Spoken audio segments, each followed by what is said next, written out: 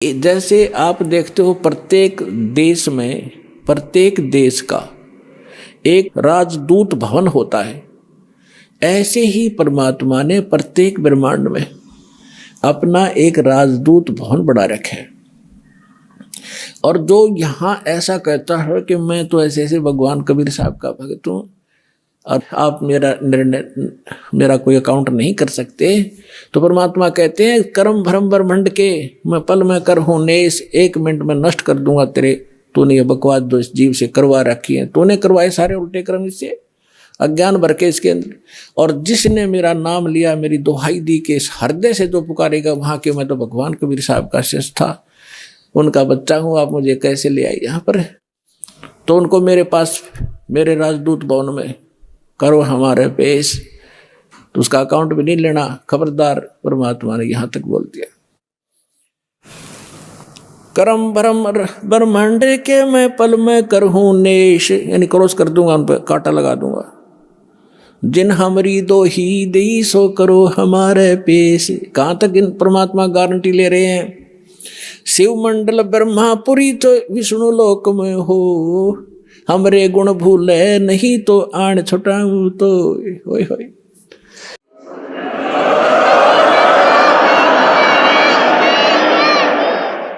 पुण्यात्माओं, आप ऐसे समर्थ की शरण में आगे हो,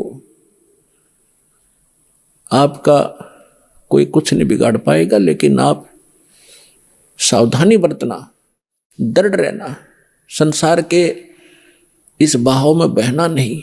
तो कितनी गारंटी दे रहे परमात्मा।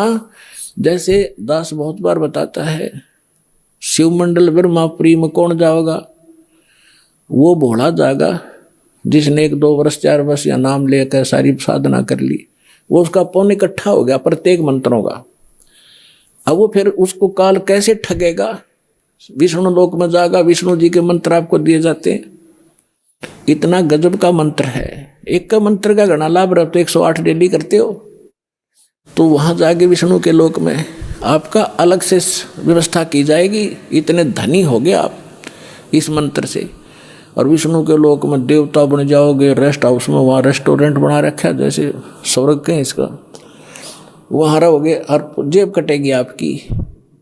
और आपका वहाँ ये गुण याद आ जाए कि हम तो गलती कर गए, हमने तो पूंजी अपनी खराब नहीं करनी थी, हमने तो इस सतलोक जाना था, या गलती बन गई।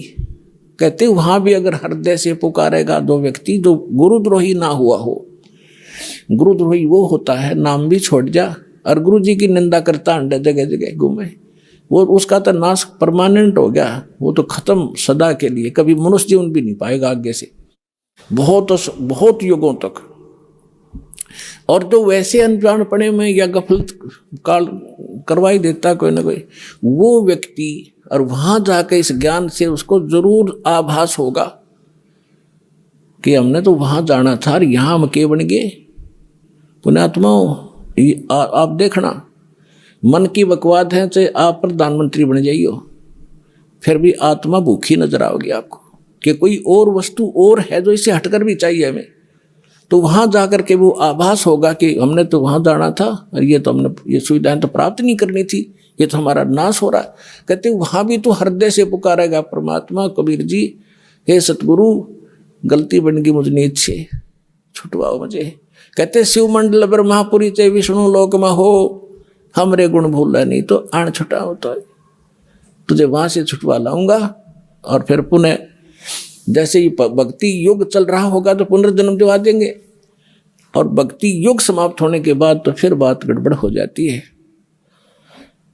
उसको भी। लेकिन जैसे फिर भी मालिक ने छुटा लिया, कहाँ रखेंगे, राजदूत भवन में रखेंगे,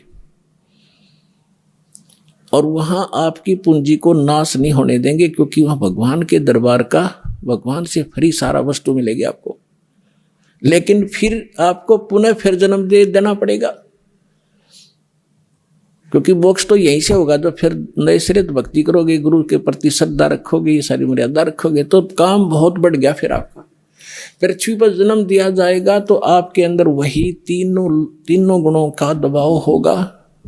आपके साथ इतने गजब के पुण्य होंगे, आप पूरी पृथ्वी के राजा बन जाओगे।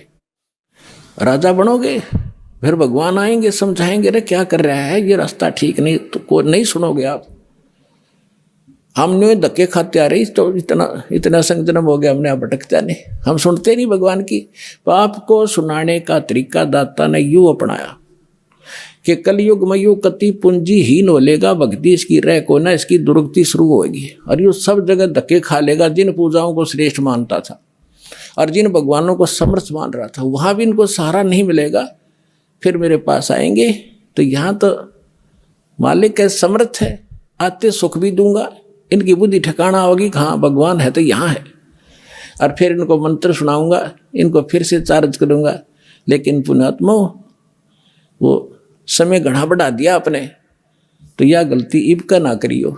नाम लो, दृढ़ रहो और भक्ति करो, कल्याण करवाओ।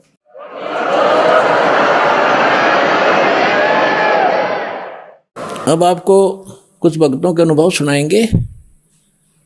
पुण्यात्मा सत्संग सुनने के लिए तरसा करते थे, हम भटकते थे, कहीं सत्संग नहीं था, टाइम पास कर रहे थे, जीवन नाश कर रहे थे। आपको सत्संग मिल रहा है और जो भी भगत अनुभव सुना उनको सुनना सुनेगा। नमस्कार सर। सत साहेब। क्या शुभ नाम है जी आप जी का? सब सुनील दास नाम है मेरा सर। सुनील दास जी कहाँ से आए आप? मैं भिंड से आया हूँ, ग्राम रमा, जिला भिंड है सर। सर क्या काम करते हैं आप? सर मैं अहमदाबाद में कलर का काम करता हूँ।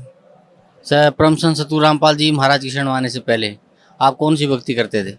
सर हम शिव जी की करते थे और वैष्णो देवी पे गए और वहाँ पर हमने परिक्रमा लगाए, पैरों में खूब फलक पड़े, कुछ लाभ मुझे हुआ नहीं। फिर वहाँ से हम बैरावाल सोमनाथ गए और वृंदावन गए, वहाँ परिक्रमा लगाने से भी कुछ लाभ नहीं हुआ। जेब में हमारे पैसे पड़े, पैसे और चोरी हो गए। और फिर वहाँ से हम सब देवता निभाले। फिर उसके बाद में हम यहाँ आए। सर ये जो आपने भक्ति की, परिक्रमा लगाई, इससे आपको कोई लाभ नहीं मिला, फिर आप परम संत सतगुरु रामपाल जी महाराज की शरण में कैसे आए?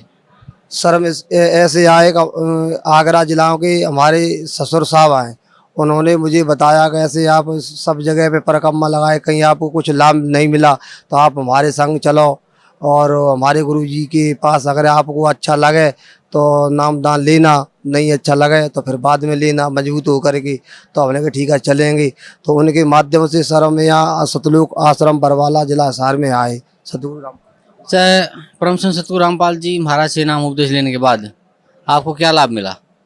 सर लाभ मैं बताऊंगा आपको। जब मैं पहली बार आया यहाँ पर तो मैंने नामदान नहीं लिया था।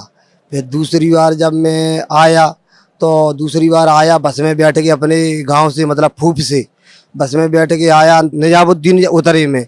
निजामुद्दीन से मैंने पुरानी दिल्ली के लिए टिकट कटाई बस में 15 रुपए की। और उसमें हमारे जेब में से जेब काट वालों ने या चोर हो, कोई भी हो, हमारे पैसे निकाल लिए जेब से। 3100 रुपये लेके आए थे घर से, 3000 रुपये निकाल लिए, 100 रुपये मात्र हमारी जेब में पड़े रह गए सर।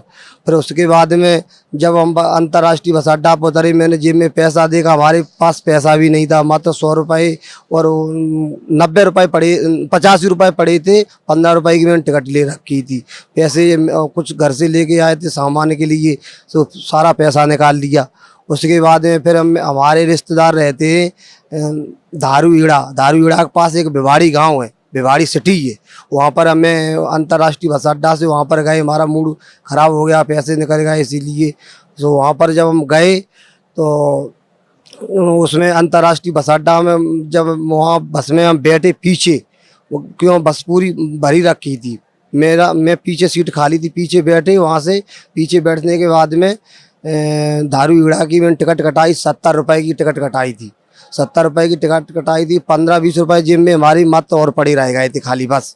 फिर वहाँ से हम गुड़गांव के पास पहुँचे। गुड़गांव के पास जब हम पहुँचे सर, तो आगे कुछ सवारी बस से उतरी, बस से सवारी उतरी। तो हमने कि चलो यहाँ पीछे धक्का लग, वो धोचा लग रही थी बस में, पीछे सीट पे बैठी थी मैं। तो हमने कि चलो आगे एक सीट खाली हो गई तो आगे हम बैठ जाते।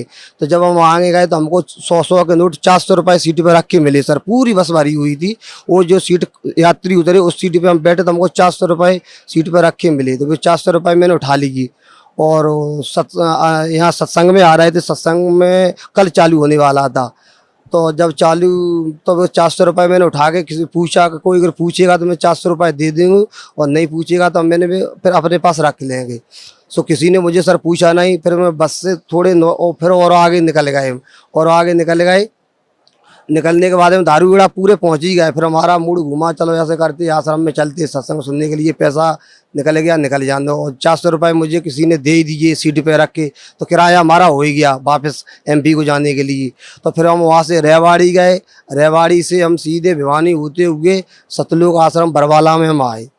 तो यहाँ पर सर हमने सब लोगों को बताया, अपने साथ वालों को, भगत जी को बताया कि ऐसे ऐसे हमारे साथ में घटना हुई है। और उस घटना के बाद में फिर मैंने गुरुजी से बात ही अपनी कही कि ठीक है बेटा निकल गए, निकल जान दे, कोई दिक्कत नहीं।